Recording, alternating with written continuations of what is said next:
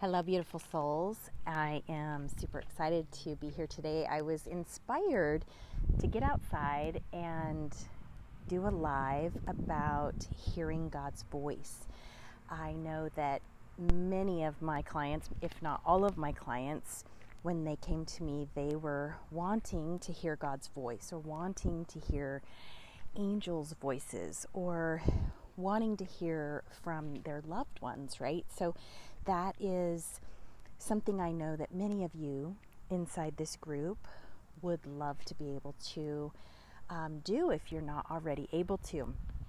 So if this is your first live, welcome, beautiful soul. And I hope that you're having a beautiful day. I'm Stacie Overman. I'm the creator and the founder of this amazing group, Understanding Divine Messages, and the founder of the New You Mastery programs and your Greater Purpose program. So hello, I hope that you are well. So like I was mentioning, many of you want to hear God's voice, and many of you are like, man, I don't want to feel stuck worrying about, am I making the right decision? I remember years ago, my late husband, we were not married yet and we started dating, and I knew that he was battling cancer. And I remember meeting with the pastor and the pastor's wife, and we had them over for dinner on a Sunday night. And this was in November. It was like the Sunday before Thanksgiving.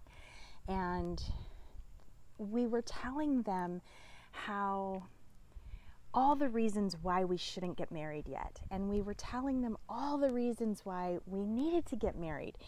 And the biggest thing for me that was placed on my heart, and if you've read my book, you've probably read a little bit of this story. My book is Angel Kisses, No More Cancer. It's on Amazon. But I remember telling the pastor at my dinner table, I said, I shouldn't get married just yet because I just went through a divorce, and it was a really bad divorce, and I was married for almost 13 years, was together with the man 13 years.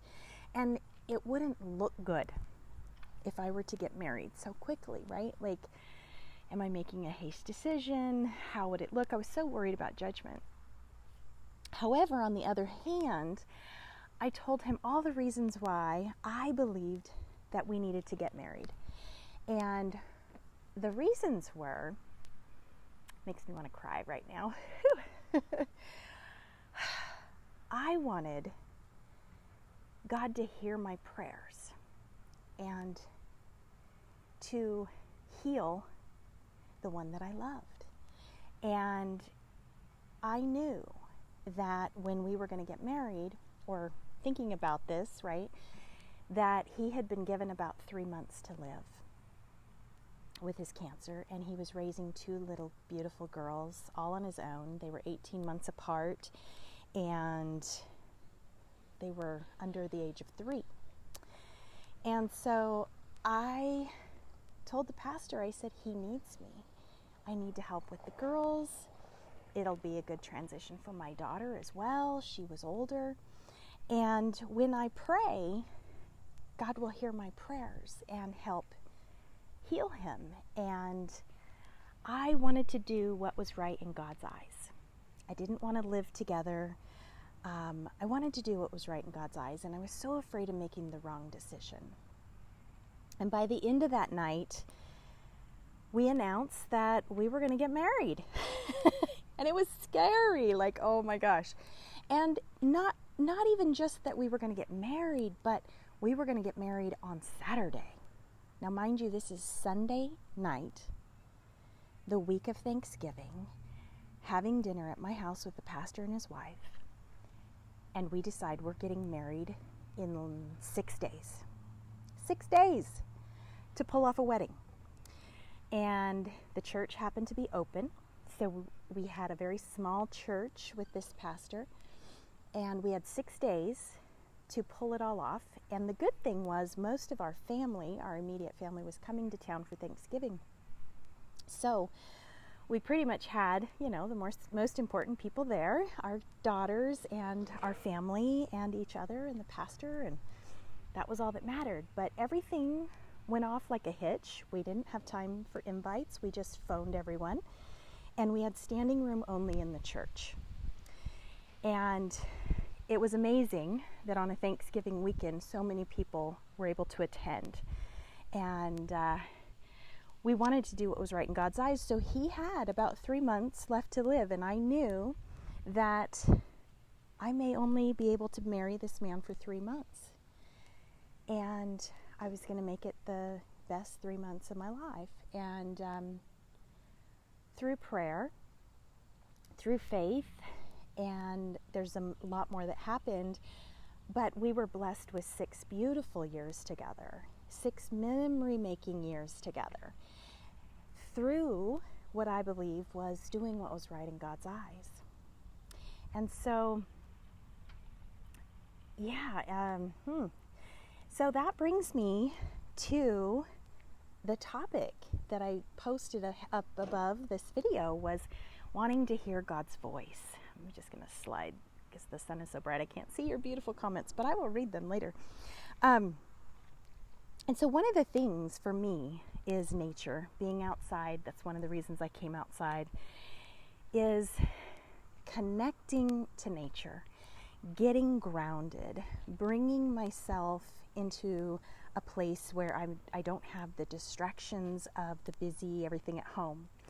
And throwing up prayer, right? Like being in prayer, being in meditation, meditating on God's word, and listening. We get so busy that even in prayer, we're really not listening. And I was just prompted to open the Bible and find a couple of verses around this. So let me get my glasses on. I brought my Bible with me. I'm excited to share this with you. Hang on just a sec here. Whoop, here we go. Let me make sure I can hold my phone.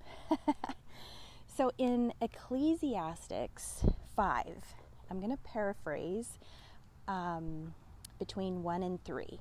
Basically it says, when you go into the house of God, keep your ears open and your mouth shut. For God is in heaven and you are on earth. Therefore let your words be few. So when I listen to that, basically it's, we have 2 ears to hear and we have 1 mouth, right? We've all heard that saying. It's taking time to meditate on the word, taking time to go into prayer with what your question is, and then truly listen. Truly listen. And it's that still small voice that isn't necessarily like the booming voice that we hear outside of our ears. Now, I have heard God that way years and years and years ago, sitting in church, the very first time I ever remember God speaking to me, and I remember writing it in my Bible, and I was turning around going, did you hear that? Did you hear that? And I only heard it on one side. It was so funny. Everybody was looking at me like, what are you doing?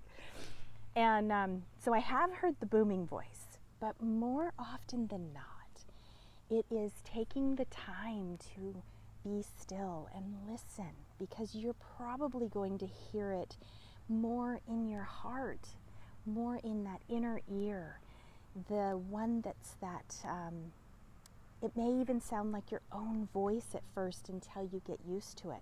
There's another verse that I want to share. I don't have a selfie stick. I think it broke years ago. So here, let me just see if I can get to this other verse in the Bible. Okay, this is in Ezekiel, and it is verse 10. Yeah, verse 10. And I love this. It was totally pulled to this today to share with you guys. And it says, Son of man, receive into your heart all my words that I speak to you, and hear with your ears. Did you catch that? Receive into your heart all my words. Ooh, I want to cry. Somebody needs to hear this. He's been speaking to you, dear one. He's speaking into your heart. and you're feeling his love, but you don't exactly know who it is. You don't exactly know that it's him, right? And hear with your ears.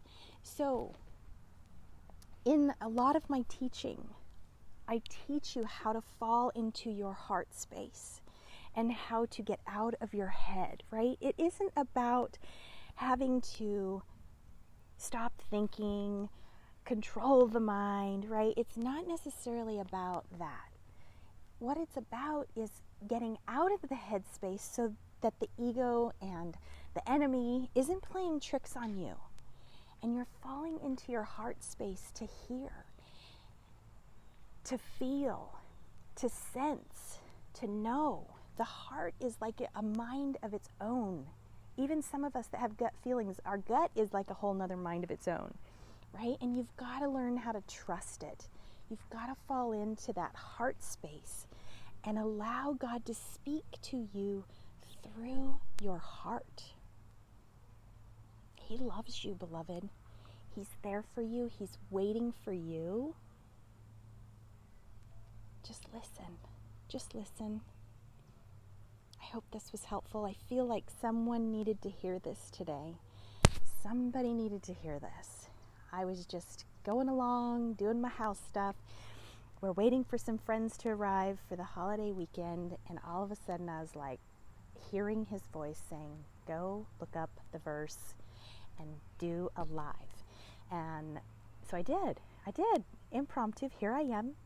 And I just love too that I was working with Jesus earlier today. And you're like, what? Working with Jesus? Yes, working with Jesus. One of my clients, we had a call today, a private call, and we talked for a good hour and really going in and talking about her soul purpose and what God's got her here to do. And right, like, oh my gosh, I don't know, 45 minutes into the call, Jesus showed up. Amazing. It's absolutely amazing when he shows up. There's so much love. So much love. And I actually saw him beside her, right behind her. He put a robe over her to let her know that she is worthy and that they are with her and that she is to be a way shower. It was so beautiful, so beautiful. So it's been a wonderful, amazing day spending time with Jesus and with God. And so I wanted to get out here and just share that. I hope that this resonates. If this resonates for you, type it in the comments. I want to read your comments. I know a lot of people will catch the replay, so I'd love, love, love to hear if this was a message that you needed today. Love to all of you. Mwah. Angel blessings. Until next time, be safe and open your eyes and ears to your heart. Open the eyes and ears to your heart so you can hear God's love. All right, let me see if I can see how to stop this video. There we go. Love to you. Bye.